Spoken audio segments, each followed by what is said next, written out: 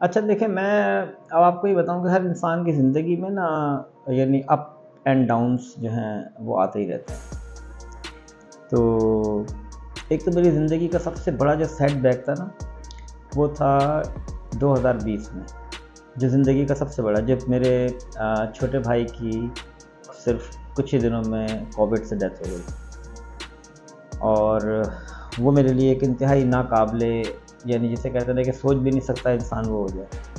اچھا بظاہر نا ہم لوگ ہمارے یہاں پہ، میں ابھی آپ کو بتاتا ہوں کہ ایک ورڈ ہے کہ action speaks louder than words. ہم لوگ کیا کرتے ہیں، دیکھیں ایک اور چیز ہے، آپ کو بھی دیکھا ہم نے 12 ربیع الاول پہ پورا شہر سجا دیا جاتا ہے، لوگ پتہ نہیں کیا کیا، یعنی وہ چیزیں دیکھنے کو مل رہی ہیں جو آج سے 20 سال پہلے نہیں تھیں. لیکن عملی طور کے اندر ان میں ایک بھی مجھے نمونہ نظر نہیں آتا کہ جو نبی کی سیرت ان میں پائی جائے. ٹھیک ہے نا؟ تو ہم میں صرف ہر چیز کے اندر دکھاوا رہ گیا.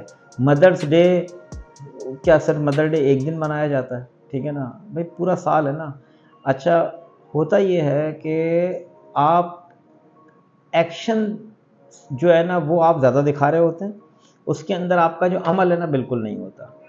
تو کبھی کبھی ایسا ہوتا ہے کہ اب جیسے ہمارے جب بھائی کی بیمار ہوا تو شاید لوگ یہ سمجھتے تھے کہ میرے بھائی سے میرے اختلافات رہتے تھے صرف ایک بنیاد پہ کہ یار میں جس کام سے منع کرتا ہوں وہ نہ کیا کرو، کیونکہ اس ہر کام میں نقصان ہوتا ہے جہاں میں تم منع کرتا ہوں اور تم وہ کرتے ہو.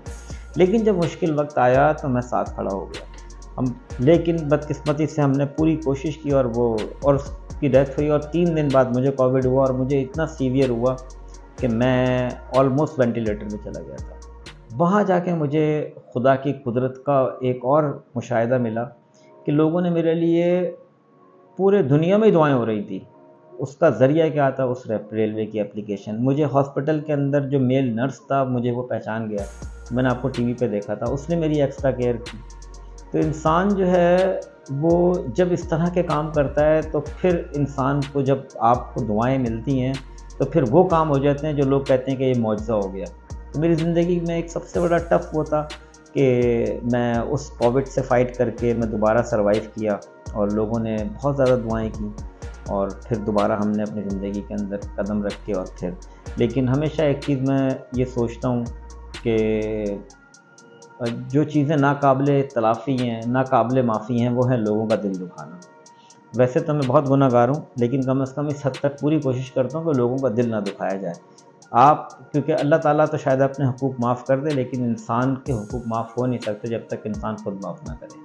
تو یہاں پر اس معاشرے میں سب سے بڑا بگاڑ یہی ہے کہ ہم جب آتے ہیں، آپ کسی کی اکڑ دیکھ لیں تو لگتا ہے کہ وہ کبھی مرے گا ہی نہیں، اور جب وہ مر جاتا ہے تو ایسا لگتا ہے کبھی تھا ہی نہیں. تو انسان جو ہے اسے ہمیشہ عاجزی میں رہنا چاہیے، اور اللہ سے ہمیشہ پناہ مانگنی چاہیے، اور اچھے وقت میں لوگوں کے ساتھ ہمیشہ اچھا ہی سلوک کرنا چاہیے.